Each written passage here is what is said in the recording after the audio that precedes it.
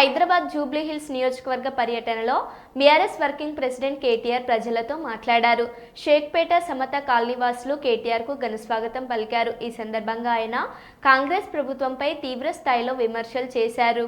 పెద్దలు కాంగ్రెస్ పార్టీ పెద్దలు ఏమనుకున్నారంటే ప్రజల జ్ఞాపక శక్తి చాలా తక్కువ, 100 రోజుల్లో అరిచేతిలో స్వర్గం చూపెట్టి నోటికొచ్చిన వాగ్దానాలు చేసి తర్వాత మర్చిపోయినా అడిగే వాళ్ళు ఎవరు లేరని చెప్పి ఇవాళ ఇష్టం వచ్చిన వాగ్దానాలు చేసి అడ్డగోలు హామీలు ఇచ్చి గద్దెనెక్కిన తర్వాత తప్పించుకునే ప్రయత్నం చేస్తా ఉన్నారు.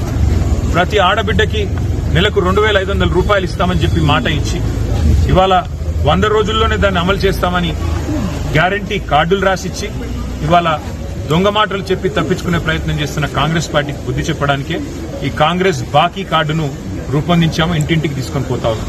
ఆ క్రమంలో ఈరోజు షేక్పేటలో మా నాయకులు ప్రదీప్ గారు, మా డివిజన్ అధ్యక్షులు, అట్లాగే మా ఇన్ఛార్జ్ గారు ఇక్కడ శ్రవణ్ గారు, ముఠా జయసింహ గారు, వారి నాయకత్వంలో ఇంకా మిగతా మిత్రుల నాయకత్వంలో దీన్ని ఇంటింటికి తీసుకొని పోతా ఉన్నాం. ఒక మహిళలకే కాదు, కాంగ్రెస్ పార్టీ అందరికీ ద్రోహం చేసింది. రైతులకు 15,000 రైతు బంధు అన్నారు, వాళ్ళతో మోసమే చేసినారు. పిల్లలకు 2 లక్షల ఉద్యోగాలు అన్నారు, నిరుద్యోగ భృతి అన్నారు. మరి మొదటి సంవత్సరంలోనే 2 లక్షల ఉద్యోగాలు ఇచ్చేస్తామని నమ్మబలికినారు. ఈ రోజు వరకు కనీసం 6-7 వేల ఉద్యోగాలు కూడా ఇవ్వలేదు. అందుకే ప్రతి వర్గాన్ని వంచిన కాంగ్రెస్ పార్టీని వాళ్ళ మోసాన్ని ఎండగట్టడానికి జూబ్లీ హిల్స్ ఉప ఎన్నిక ఒక మంచి అవకాశం. అందుకే ఈ బాకీ కార్డును ఇంటింటికి తీసుకొని పోతా ఉన్నాం. తెలుగులో, ఉర్దూలో, హిందీలో, ఇంగ్లీష్లో 4 భాషల్లో ఈ కార్డులని ఇంటింటికి పంపుతాం. ప్రతి ఇంట, ప్రతి గడపకి, ప్రతి గుండెకి కాంగ్రెస్ మోసాన్ని వివరించి చెబుతాం. చెప్పి మరి జూబ్లీ హిల్స్ ఎన్నికల్లో కానీ అట్లాగే స్థానిక సంస్థల ఎన్నికల్లో కానీ ఈ ప్రభుత్వానికి చెంపపెట్టు లాంటి సమాధానం ఇవ్వాలి అని చెప్పి ప్రజలను మేము అభ్యర్థిస్తా ఉన్నాం. ఎందుకంటే ఇప్పుడు కనుక మీరు బుద్ధి చెప్పకపోతే రాబోయే 2 ఏళ్లు మళ్లీ దొరకరు మీకు. మేము చేసిందే కరెక్ట్, మేము మోసం చేయడమే కరెక్ట్ అన్నట్టుగా కాంగ్రెస్ పార్టీ పరిపాలన నడుస్తా ఉంది. కాబట్టి ఈ కాంగ్రెస్ బాకీ కార్డును వాళ్ళే గ్యారంటీ కార్డులు ఇచ్చైతే గారడీ చేసి ఓట్లు సంపాదించారో, ఏ గ్యారంటీ కార్డుల పేరిట గాంధీలు వచ్చి ఓట్లు కొల్లగొట్టారో, మరి ఆ మోసాన్ని తిరిగి ప్రజలకు పరిచయం చేయడానికి, ఆ మోసాన్ని తిరిగి ప్రజలకు గుర్తు చేయడానికే ఈ ఉద్యమాన్ని తీసుకున్నాం. దీనికి సహకరించాలని, ఇంటింటికి బాకీ కార్డును తీసుకెళ్లాలని మా బీఆర్ఎస్ కార్యకర్తలకు విజ్ఞప్తి చేస్తూ ఇక్కడ షేక్పేటలో ఈరోజు మరి ఈ సమతానగర్ లో అందరూ కూడా పెద్దలు, హిందువులు, ముస్లింలు, కులాలకు, మతాలకు అతీతంగా ముందుకు వచ్చి తిరిగి కేసీఆర్ గారు రావాల్సిందే, మళ్లీ సంక్షేమ రాజ్యం రావాలి, మళ్లీ అభివృద్ధి చూడాలి అంటే కేసీఆర్ గారి ప్రభుత్వం తిరిగి రావాలని వాళ్ళు చెప్తుంటే నిజంగా కూడా చాలా గొప్పగా అనిపించింది. తప్పకుండా మా అభ్యర్థి మాగంటి సునీత గోపీనాథ్ గారిని జూబ్లీ హిల్స్ ఉప ఎన్నికల్లో గెలిపించాలని అభ్యర్థించడానికి, అట్లాగే లోకల్ బాడీస్ లో కూడా ఎక్కడికక్కడ మరి బీఆర్ఎస్ పార్టీ అభ్యర్థుల్ని గెలిపించాలని అభ్యర్థించడానికే ఈ కార్యక్రమాన్ని తీసుకున్నాం. దయచేసి దీన్ని విజయవంతం చేయాల్సిందిగా మా కార్యకర్తలందరికీ కూడా విజ్ఞప్తి చేస్తూ, అట్లాగే ఇక్కడ ఉన్న పరిస్థితులు కూడా ఇప్పటిదాకా మిత్రులు చెప్తా ఉన్నారు. మరి ఇదివరకు కేసీఆర్ గారి ప్రభుత్వం ఉన్నప్పుడు మరి మున్సిపల్ మేనేజ్మెంట్ బాగుండేది, రోజు చెత్త కలెక్షన్ కానీ, ఇక్కడ డ్రైనేజీల వ్యవస్థ కానీ, ఇక్కడ రోడ్ల నిర్వహణ కానీ బాగుండేది.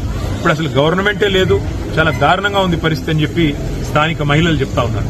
అట్లాగే ఇదివరకు 2 రోజులకోసారి వచ్చే చెత్త కలెక్షన్ వాళ్ళు ఇప్పుడు 4 రోజులకు కూడా రావడం లేదని చెప్తున్నారు. కేసీఆర్ గారు ఉన్నప్పుడు ఇక్కడ ఇన్వర్టర్లు, జనరేటర్లు అన్ని కూడా పక్కకు పెట్టారు. కానీ వాళ్ళ మళ్లీ తిరిగి జనరేటర్లు, ఇన్వర్టర్లు కొనుక్కునే దుస్థితి వచ్చింది, మళ్లీ కరెంటు కోతలు ప్రారంభమైనాయని చెప్పి పెద్దలు చెప్తా ఉన్నారు. ఇవన్నింటి దృష్ట్యా తప్పకుండా ఈ బాకీ కార్డు ఉద్యమం ఒకవైపు, ఈ స్థానిక సంస్థల పర్యవేక్షణలో కూడా కాంగ్రెస్ ప్రభుత్వం ఏదైతే విఫలమైందో దాని విషయంలో కూడా మరి ప్రజలు బుద్ధి చెప్పే విధంగా ఆలోచించాలని చెప్పి కూడా కోరుతూ మీడియాకు కూడా హృదయపూర్వకంగా దీనికి మద్దతు పలుకుతున్నందుకు ధన్యవాదాలు. ఒక ఎమ్మెల్యే గారు కాంగ్రెస్ ఎమ్మెల్యే గారు అసలు అభివృద్ధే లేదు అంటూ ఒక పెద్ద వ్యాసం రాశారు నిన్నగాక మొన్న ఒక పత్రికలో. మహబూబ్ నగర్ ఎమ్మెల్యే ఎన్ఎం శ్రీనివాసరెడ్డి గారు, మరొక ఎమ్మెల్యే ఎల్లారెడ్డి ఎమ్మెల్యే మదన్ మోహన్ రావు గారు మాకు కాంగ్రెస్ ప్రభుత్వం నిధులు ఇవ్వడం లేదు అని చెప్పి వరల్డ్ బ్యాంక్ దగ్గర 100 కోట్లు రావాలని చెప్పి ఆయన ఉత్తరం రాశారు. ఈ రాష్ట్రంలో పరిస్థితి ఎట్లా ఉందో దాన్ని బట్టే చెప్పొచ్చు. ఇక్కడికి వచ్చే మంత్రులు గాని, ఇక్కడికి వచ్చే సామంతులు గాని ఎన్నికల వరకే ఉంటారు తప్ప మళ్లీ ఎన్నికల తెల్లారి మళ్లీ మీ ముంగటుండేది, మీకు సేవ చేసేది ఒక్క బీఆర్ఎస్ పార్టీ వాళ్ళు తప్ప ఇంకెవరు కూడా ఇక్కడ ఉండరు.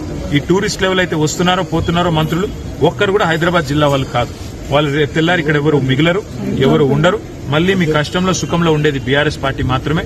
అందుకే బీఆర్ఎస్ ఎమ్మెల్యేలని గతంలో హైదరాబాద్ లో గెలిపించారు, రేపు కూడా గెలిపించాలని మళ్ళీ ప్రజల్ని కోరుతాం. సో ఫ్యూచర్ సిటీకి వాళ్ళ సీఎం రేవంత్ రెడ్డి ప్రజెంట్ సిటీని పట్టించుకోమనండి.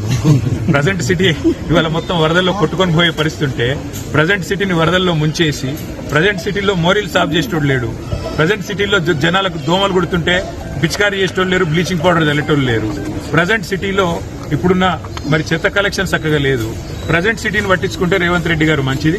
ఫ్యూచర్ సిటీని ప్రజలు కట్టుకుంటారు, ఫ్యూచర్ సిటీని తెలంగాణ భవిష్యత్ నిర్మాతలైన మా పిల్లలు నిర్మించుకుంటారు తప్ప ఎవరో ఒక రాజకీయ నాయకుడు రియల్ ఎస్టేట్ కోసం 4th సిటీ 5th సిటీ అని అన్నంత మాత్రాన అదేది అయ్యేది కాదు, పోయేది కాదు.